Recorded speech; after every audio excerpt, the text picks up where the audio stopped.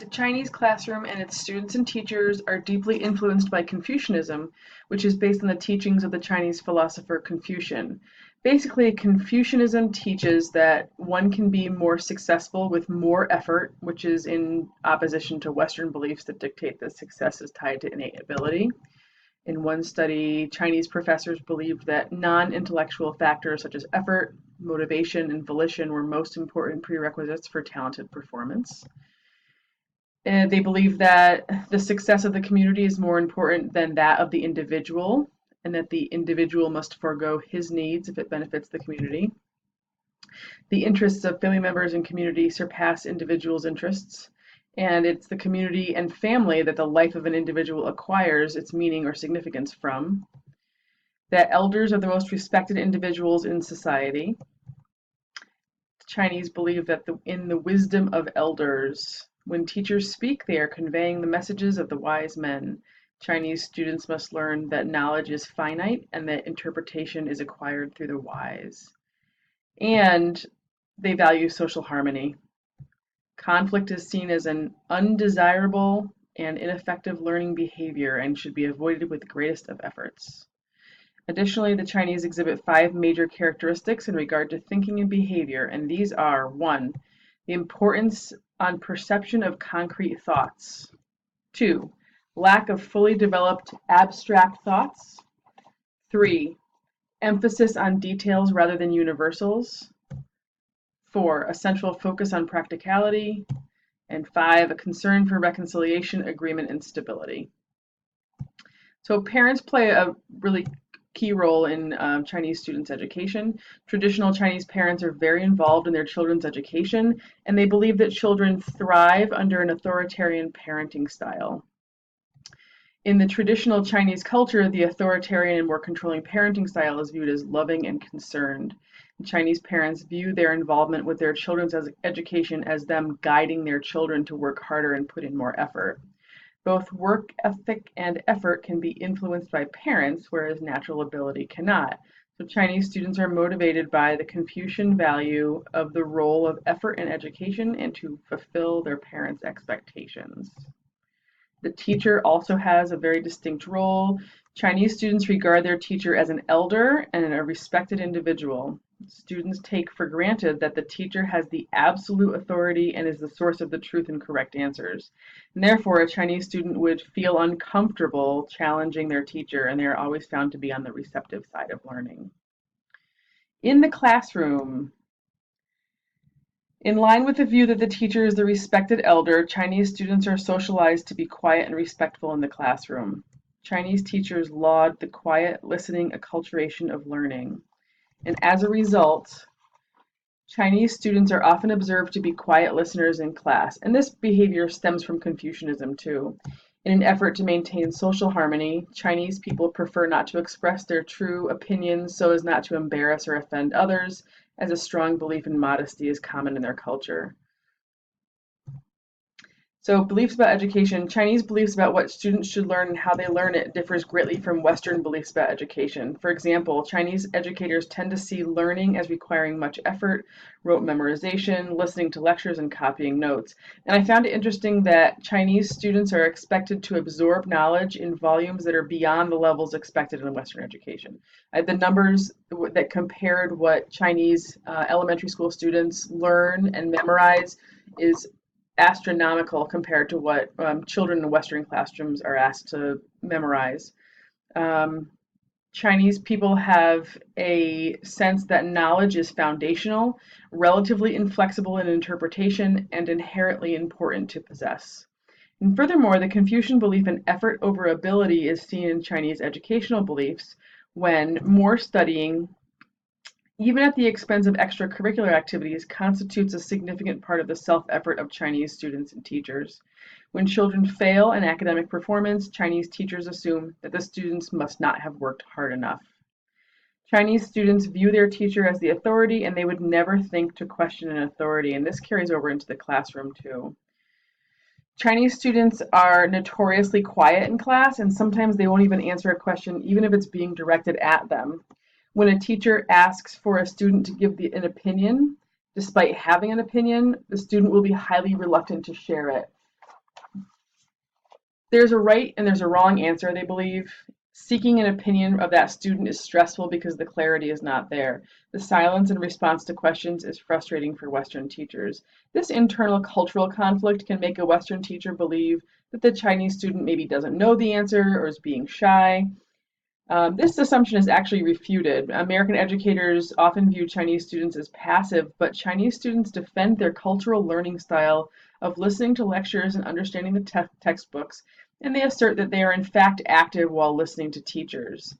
Long silences in the classroom may not be simply be indications that students are refusing to participate, but that they may be thinking about the answers and require more probing and encouragement from tutors. Misinterpretations like these can be costly since Western educators see value in a positive relationship between students and teachers. And if they perceive that their students are unresponsive to their questions, they might perceive a bad relationship. So I teach language arts. In a language arts class where students in Western classrooms are asked to interpret and engage with the text, Chinese students might struggle. They might be able to read the text, but they might have had little practice with doing more than that with it. Similarly, a Chinese student might be able to write in English, but the discourse structures of Chinese classrooms differ so much that they would need specific instruction in how to compose. Because Chinese students are taught that knowledge is acquired through the wise, they have a hard time writing a narrative text, for example. When we ask them to, we are asking them to do what wise men did, and that is not possible for the student to contemplate, let alone achieve. Additionally, Chinese students do not see the point in concise writing. They value length rather than precise, logically argued text. In a Western classroom, Chinese students who were previously educated in mainland China, for example, would probably find conflict in the Western writing experience. Questioning, which is another common practice in Western classrooms, poses a challenge for Chinese students.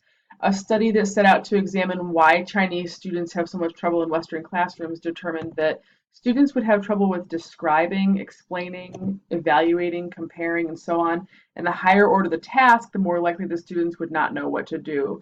So without background or experience with academic language terms like these, Chinese students are unable to be successful in Western classrooms or would struggle. Certainly, classroom discussion would not be relied upon to help Chinese students to improve their speaking skills since they're more likely to be reserved. So this, compounded with their inexperience in higher order thinking questions, would probably lead to stress.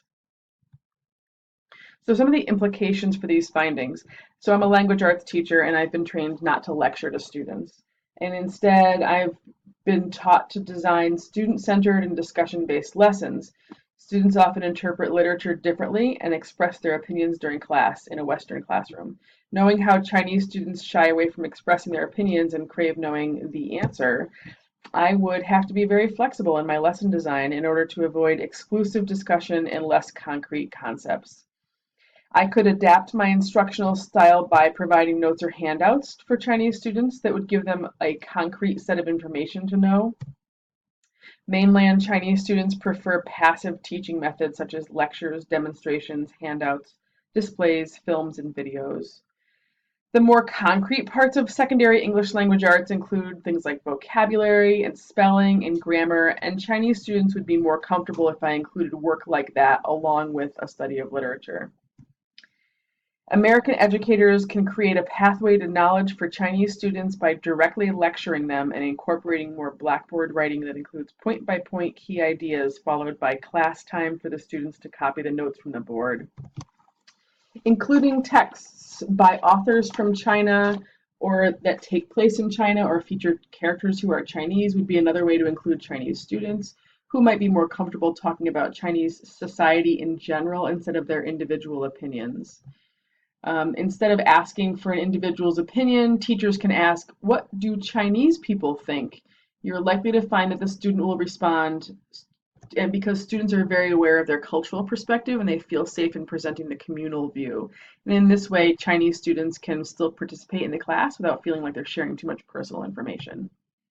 Considering how much the Chinese value effort over ability and the fact that it would be difficult for a Chinese learner to conform to a Western classroom, I would consider basing the students' grades on effort, on his or her effort, and not necessarily on the product. I could still give corrective feedback to the student in the domains of reading, writing, speaking, and listening. Because of the possibility that the Chinese student isn't too familiar with critical thinking questions, I would consider presenting those questions to the student ahead of class discussion so that he or she had more time to think about them. Additional practice will be necessary for Chinese students to become familiar with the academic language of these questions, and we're thinking like Bloom's taxonomy here. Questions, words like create or define or challenge, they'll need more time and they'll need model answers and feedback on their answers when they're presented with these new words that they're not familiar with. So recommendations for modifications for Chinese students in the classroom. As Chinese students become more familiar with the Western language arts classroom, it's prudent to prepare them as much as possible ahead of time with regard to the roles and expectations of students in the classroom. Chan suggests to facilitate participation among Chinese students, allow them the opportunity to define their roles at the outset, thus providing them unambiguous instructions, and this can be further enhanced by allowing the students to have more time to think about the topics under discussion. Although Chinese students value knowledge that comes from the teacher over knowledge from other students, it's important to introduce them to and familiarize them with working collaboratively in the classroom. This kind of work will help to socialize Chinese students with their peers. Some good strategies for non-lecture classroom activities might include developing collaborative team projects and eliminating competition that's against cooperation, providing more structured learning environments with well-defined learning objectives, detailed assignments, and adherence to a well-defined schedule, and designing activities that encourage mutual cooperation. This type of collaboration is well balanced with structure and highlights the Confucian belief in social harmony. Chinese students might find these to be a more comfortable version of collaboration with their peers. In order to appeal to Chinese students' respect for the textbook, American teachers can create a pathway to knowledge for Chinese students by personalizing lessons for them that strictly adhere to the textbook as the source for most, if not all, instruction and assignments. It might not be possible to do this all the time in an English language arts classroom, but it would be possible for some assignments like vocabulary or grammar, or when using an anthology of works. If you provide a syllabus for students to follow, American educators can follow the course syllabus and rubrics as closely as possible. And to appeal to their need for order in the classroom and belief in respect for the teacher, Western teachers should try to reduce interruptions in class so that Chinese students don't feel that American students are disrespecting the teacher. In classes with mixed Western and Chinese students abhor that American students can be late to class, can question the teacher's authority or interrupt the teacher and make jokes in class. And so Chinese students might find it difficult to learn in an environment like this. So reducing those sorts of interruptions can be helpful. Given their reluctance to participate orally in a class discussion, avoid exclusive discussion-based lessons. Chinese students reported that too much class participation and discussion negatively impacted their understanding of the lessons. This doesn't mean that an English language arts class needs to be entirely lecture, but to be aware that Chinese students will not be comfortable participating entirely in discussion, and they need to be prepared for this kind of class. Given the nature of discussions in a language arts classroom, which often circulate around literary criticism or like an agreement with an author's viewpoint or disagreement, it's better to avoid discussions that encourage students to do this. The social norms severely limit the expression of criticism because they want to avoid the individual losing face, and therefore mainland Chinese students' self-effacement is infringed when they are required to have an open discussion in front of a large audience.